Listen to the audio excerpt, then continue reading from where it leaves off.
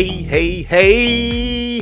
Welcome for episode 6, guys. The Beat the Best podcast. I'm your host, Betamax84, here with the incomparable Sean Watkins back in the building. Friends, it's been a week. Sir. It's been a week. We've had so many things happen. I don't know if Sean knows this. It takes me so long to sand everything down to just a few topics we can talk about because there's so much that happens. Wouldn't you agree, sir?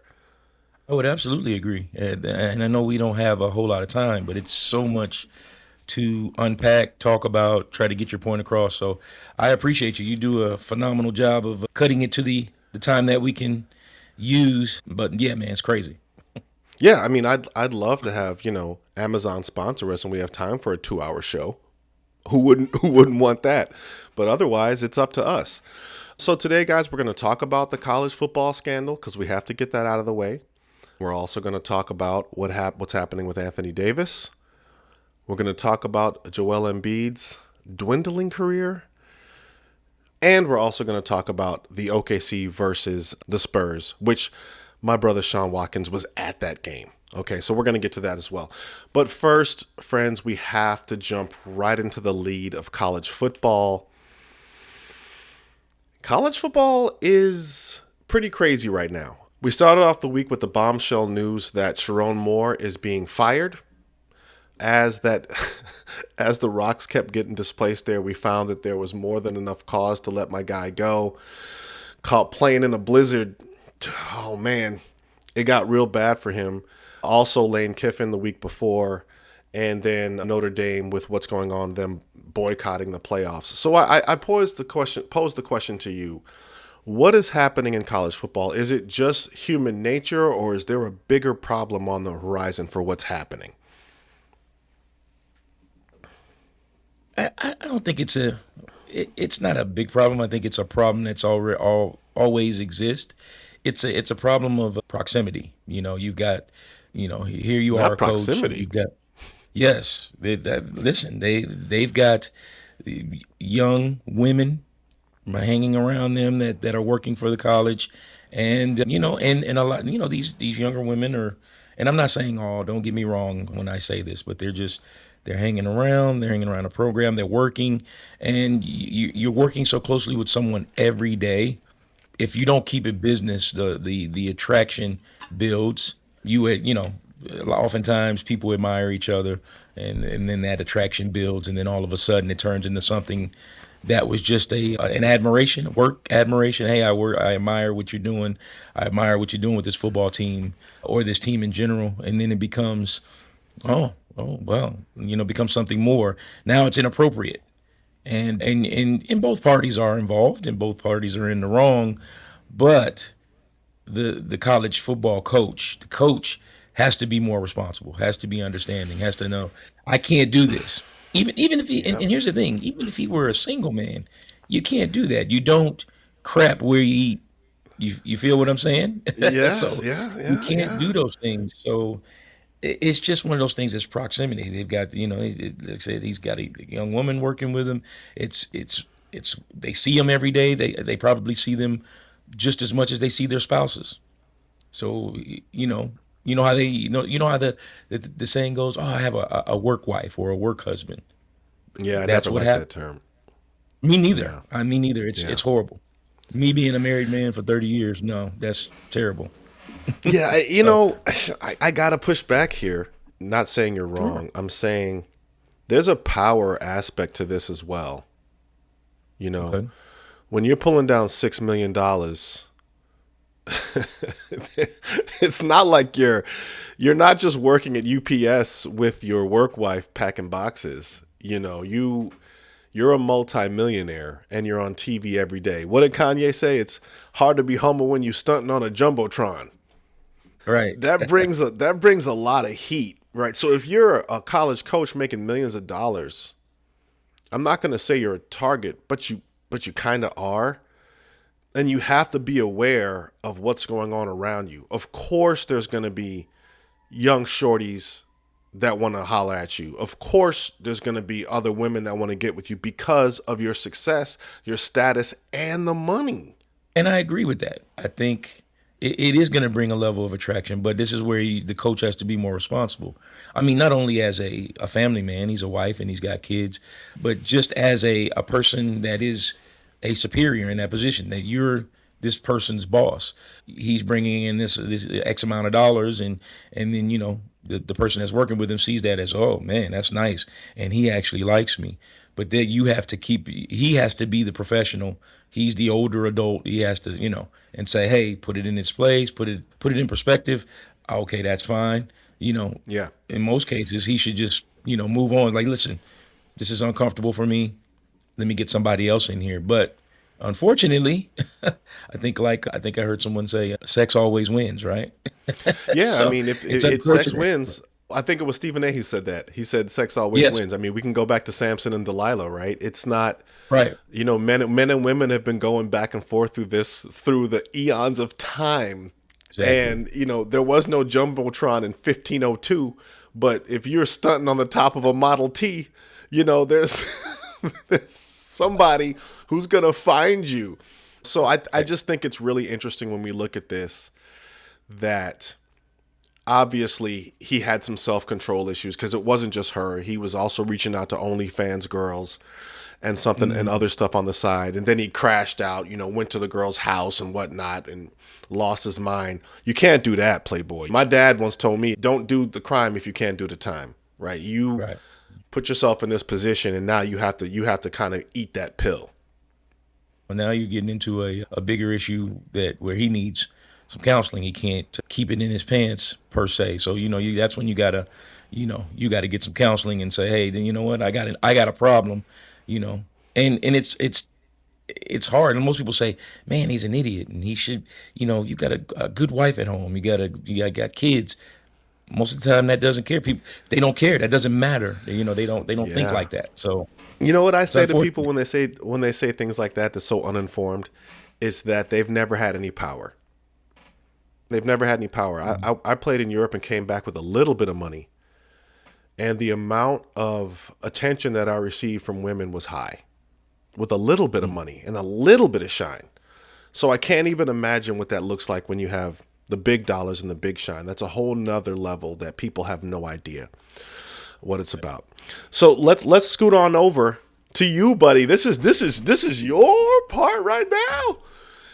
My friend Sean Watkins was at the Oklahoma City versus Spurs in Las Vegas NBA Cup semifinal, I believe it was. Right. And we were texting back and forth, and I was jealous. I'm not gonna lie, I was really jealous. I was really jealous, and I rarely get jealous. I was like, damn it, he's at that damn game, and I'm over here mad about my life. you know. And there's a lot of takeaways I think you and I both share. So I'm going to give you the floor and just kind of tell me what you thought being there and give us that experience. It was fantastic. It had a real playoff feel. The energy was crazy. I did both games, so I was there for the Orlando New York game. Energy was high there as well, but not as much as this game. This game was like it felt like, okay, this we're gonna see these two teams down the road in a playoff scenario. Side note, wished it would have been my Lakers. That would have been even the cherry on the sundae, but it You wasn't. say that, but Spurs no, you kicked don't. butt. Your heart would have been a wreck. It would have been stomach would have been in knots, but it would have been good for me to see that, see them battle and go at it. The first quarter, I believe, Wemby didn't play, and so the first quarter, and OKC was just going about Well, their tell him business. why. Tell him why Wemby didn't play. Oh yeah, so yeah, Wemby was injured, so he was coming off injury, and so they were going to play him, but they want to bring him back slow. You know how that goes, minutes restriction, things like that. So he didn't play the first quarter, and I said OKC was going about their work and methodical. SGA was fantastic. Everybody's getting involved. Multiple efforts on defense. If you haven't watched OKC play, you really need to do it. Quarter enters Wemby, and man, the energy he brings with it. But first, let me say this: Stephon Castle is a problem. That dude he's incredible. Like, I'm watching him, and he's literally, before Wimby gets into the game, he's keeping them in the game. And the other players, they got Vassell as one of the guys there. Harrison Barnes, their bench, they're deep. So they were coming in and they were really going back and forth, but OKC kind of had some control. Wemby gets in the game and it's a whole the energy in the building turns up, and you could see why this guy Wemby's going to be a problem. Like you could see it. Just OKC is used to getting. If you watch OKC, they're used to getting 2 feet in the paint. SGA's getting to the paint, turnaround jumper. Whoever else getting to the paint, J Dub or whatever his name is, he's able to get into the paint, 2 feet, turnaround jumper. Wemby's there, so now they're kicking it out for threes. They're open guys. Their 3-point shooters were not hitting today. Yesterday. I think Wiggins was. I don't even think he scored. I think Lou Dort was like 1 for 7. So the guys that usually hit shots, they didn't hit shots. That's okay. That happens in the game. But I think a lot of it was OKC was kind of second guessing himself when he was down there patrolling the paint. And you have no answer for him. Like they're trying to body him with Caruso. Caruso was still giving him he was still giving Caruso the business. He's hitting 3 balls. He's tipping the ball in weird angles. It was incredible to watch. And you could see the momentum. It was a 10-point lead at one time early in the game. Wemby gets in, does his thing. OKC's only up 3, I think, at the half. Second half starts. Wemby doesn't start, I believe. I don't think he started the second half. But those guys had so much energy after that. And so now they're scoring at will, and they're playing great defense, multiple efforts, and they get the lead. I'm looking at this game. I'm like, holy crap! Like this is crazy. So, and then Wemby comes in, and then it's turned up a notch. So I'm like, oh man, we in for a barn burner. And then that fourth quarter, But what was interesting too, in that fourth quarter, it's a back and forth game, but OKC doesn't panic. They're not okay. SGA, get in the game. He's sitting on the side. He's chilling, and they're not panicked. But the game is still close, and it's a testament to how deep they are. Oklahoma City, you mean? Yeah, Oklahoma City. Yes. My apologies, but yeah, it's OKC. It's a testament to how deep they are because they're not worried. I was watching it. I'm like, first of all, Wemby's an island. He's a one of one. Yeah. Okay. Right. And when he comes in the game, he changes everything. I think maybe he played 22 minutes. I can't be sure about time he played. Didn't even play that much. But when he comes into the game, he changes everything. Right. And what kind of happened after the game, I said, this could be a Lakers versus Celtics type of rivalry for the next 10 years. These two teams. Yeah. Because Oklahoma City is not going anywhere, especially with the draft pick amounts they have. If the front office doesn't muck it up like front offices can.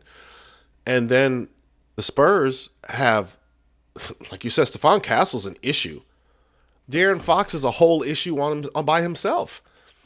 And then you add Wemby, bro. These guys are going to be at each other's neck for the next few years.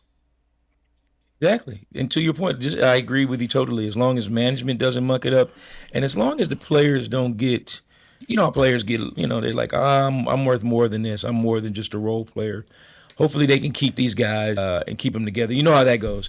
I'm more than just this. I want to go somewhere else, make more money where the grass is greener. And so hopefully that doesn't happen. But I agree. Only thing I hate is that it won't quite get to the Lakers and Celtics because I grew up with that in the 80s. And even though it wasn't as many teams and they played a lot, the idea of them playing in June for it all is what made that rivalry special. Yeah. You know what I'm saying? They'll never play. They'll play for Western Conference Finals if we're lucky, unless the NBA decides to change the format and picks the 8 best teams in both conferences, which I would love, but that's a whole nother conversation. But to your point, Lakers versus Celtics was special because they would meet in the finals. What I meant for that type of rivalry is the type of evenness that Lakers versus Celtics gave us, in that when they battled, it was so evenly matched and it always came down to a few plays, right? And that's what I really liked about last night's game. There were so many highlights in that game. I mean, Stephon Castle hit a 360 layup over 2 people. I'm like, yo, what are you even doing, bro? Yeah, and then Wemby's hitting 3 balls and fadeaways and blocks. I'm like, it's as a basketball purist, I love every bit of it. Oh yeah, and Wemby flexing, and it was it was crazy. It was just it had everything you wanted. It had the drama, like I said, the energy. The guys, most importantly, as a basketball fan, it had both teams making plays, and then looking at it, OKC a play or two away from winning that game. I mean, they lost by two. And some people will say, I get a lot of people get on OKC for asking for calls and things like that. But man, Begging for calls. begging, yeah. There was a key play when Caruso challenged, went for the ball, and it actually went off on I forget the Spurs player that had it. He didn't foul him. It didn't go off of Caruso, and They didn't that have a changed it. But challenge. they didn't have a challenge. Yeah, I agree with you. When we look at what Wemby's doing at Spurs, he's going to be there for a long term and a long time, which brings us to the opposite of what's going on with Anthony Davis in Dallas. As you know, Dallas is looking to move Anthony Davis. I think the trade started on the 15th of this month, the trade availability. They want to keep him healthy enough just so they can move him. Anthony Davis has been beating Mr. Glass and Street Clothes Davis allegations for years now, as you're giggling. I just wanted to know what your thoughts were on the Anthony Davis trade rumors, which we both know are more than rumors. And it's unfortunate. I feel for Anthony Davis. Like I said, I'm a Laker homer, and he played for us. We got a championship out of him. But it's the best ability is availability. He's Say it just again not for the people in the available. back. Say it Hey, again for the people in the back, sir. the best ability is availability, and he's just not available enough. The guy is literally he's a top five, I think, if he's healthy, and he plays the way I've seen him play when he's healthy.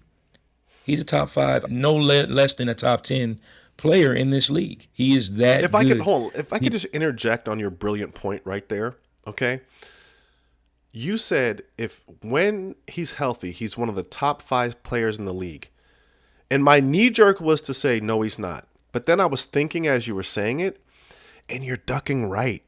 When healthy is the big asterisk. He's right. unfadable. I've seen him give you 35, 20, and 8 and 3 and fill up a stat sheet. It's incredible, man. Like I've watched him when he's gone off on those type of games because he can take you off the dribble, he can post you up. He's a definite lob threat. But then not only that, you go on the defensive end and he erases so many mistakes. If someone gets beat, he's there to block the shot. I mean, he's so good, but he can't stay healthy, and it's unfortunate. Like the running joke is between me and my buddies. I think I've said it to you as well. Baby deer legs. He's got baby deer legs. Like you see a baby deer coming out trying to walk. That's what it is. He can't keep those legs right, and it's I've unfortunate. seen him getting hurt walking into the tunnel before. Incredible, man. It I mean, is, I'm but not laughing at someone's misfortune. I'm just saying no, it's laughable because I mean, you and I both were that age once. And I right, know when I was his age, I was Superman. right. Like I was unfadable. I just didn't get hurt like that. And if I did, I would bounce back. I didn't experience these many injuries as he did. Right. And to look at the other side, people say, well, they play at a higher level and things of that nature. But you got to figure something out. Like to always be unhealthy and hurt when you know what I mean.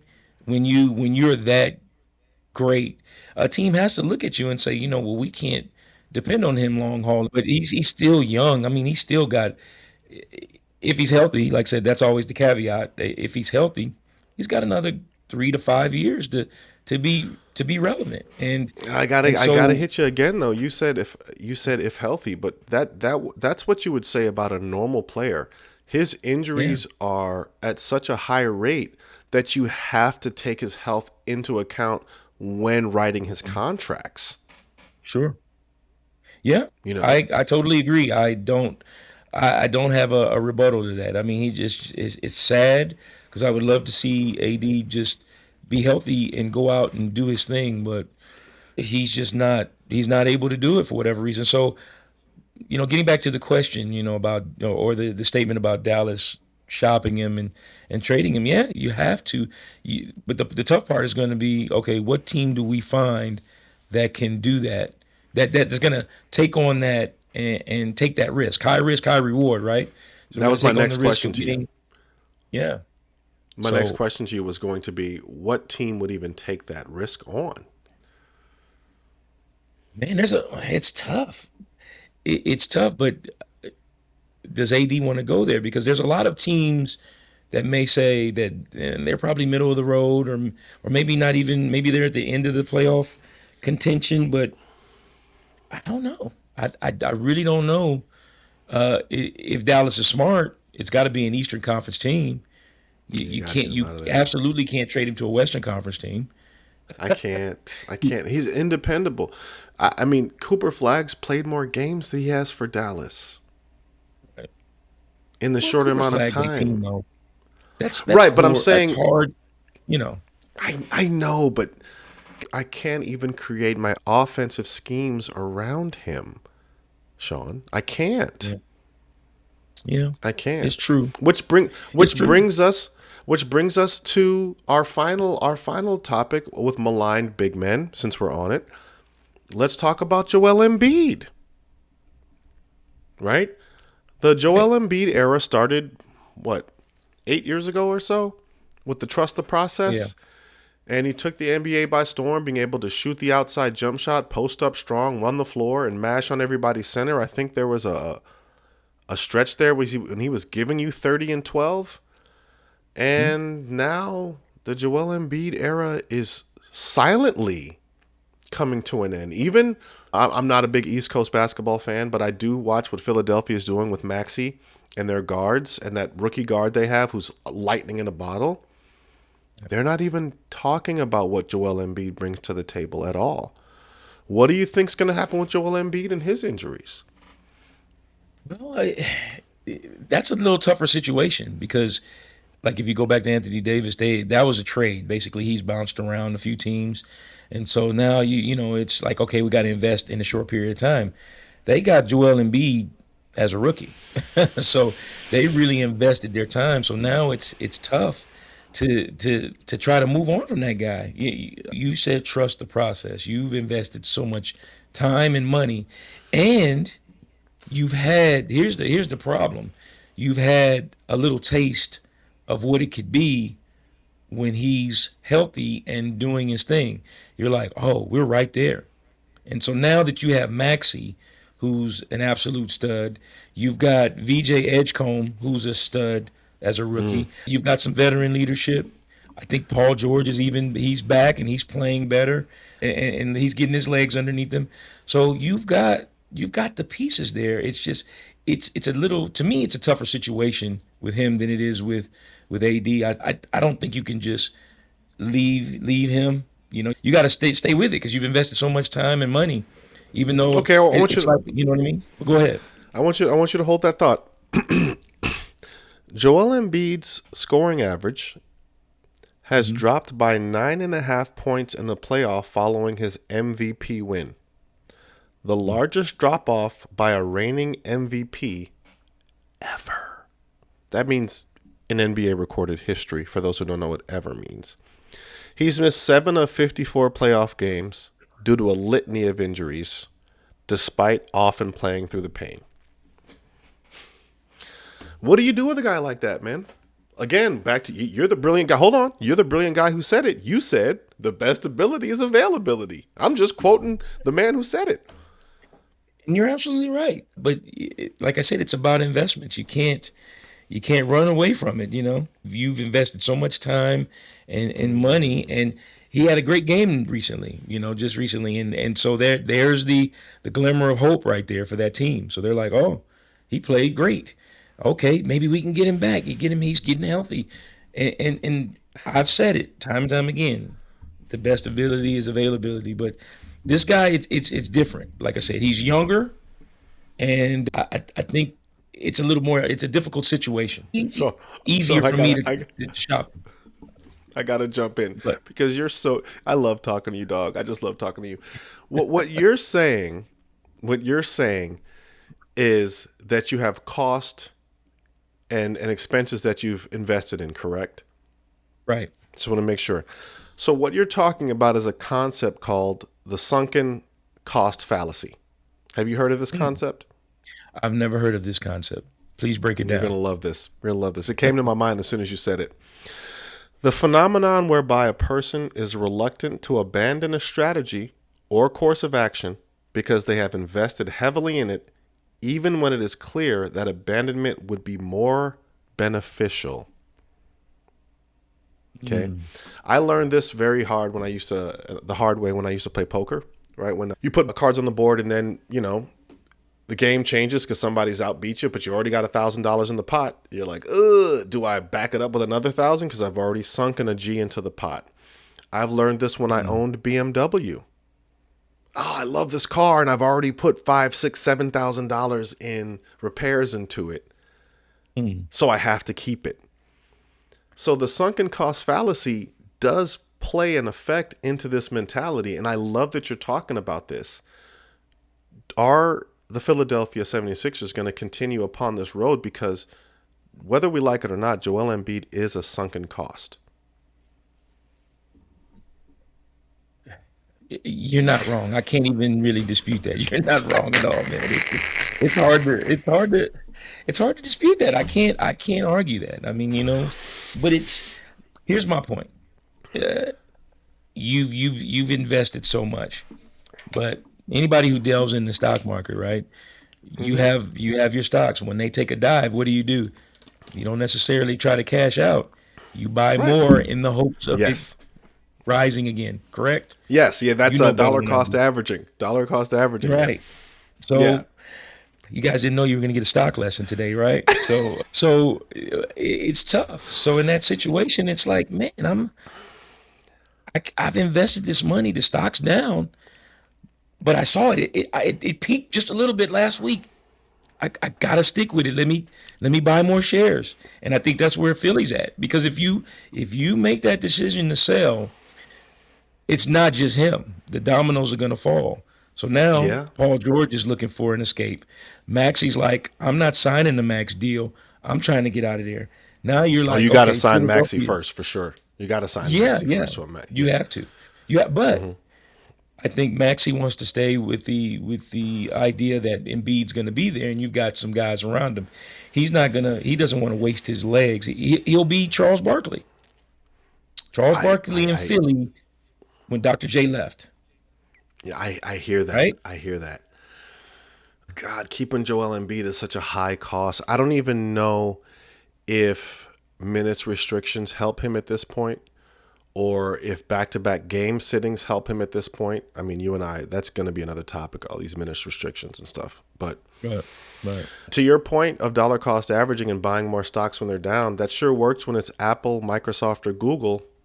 Doesn't really work when it's a stock that's not one to keep long term. I don't know, man. It's tough for me. But when you said that, I thought about the sunk cost fallacy of all things, because we can all get there, guys. Our time just juices up here. Before we go, Sean, I just wanted to tell you face to face and face you like a man and say I don't appreciate you making fun of my love for Steph Curry when we text each other. Listen, ladies and gentlemen, this guy, his name needs to be Krispy Kreme. He is the biggest glazer of Steph Curry, and I love Steph Curry, greatest shooter of all time. Period. Go argue with your members. But man, this guy, if you ever just look at his posts, and I'm like, my God, like I said, I love him. My favorite player of all time, Magic Johnson. Love him. But I can't, the level of glaze and support that my man Betamax84 gives is incredible. I can't. I have to shut my phone off because I can't. And I love this guy, but I can't do it. I am a Steph Facts. Curry glazer. I love the guy. I think he's amazing. I think he's just one of the best things to ever happen to the NBA since Mike. So it's tough to get me off of that mountain. I'm going to die on that hill, sir. I'm gonna die there. Interesting. And you're a big Michael Jordan fan too, so I've I'm a watched you huge play, and MJ fan. you've done Jordan-esque things in the years we played basketball together, and so for you to say that is diabolical. It's crazy, but you know what? I get it. I love them. I love them. Guys, thanks again for tuning in. Tell your friends, tell your enemies. Don't forget about telling your enemies about things, because they will say something just to try to make you upset, which would be great for our ratings. For Sean Watkins, like, subscribe, and share, and we will catch you on the flip side next week.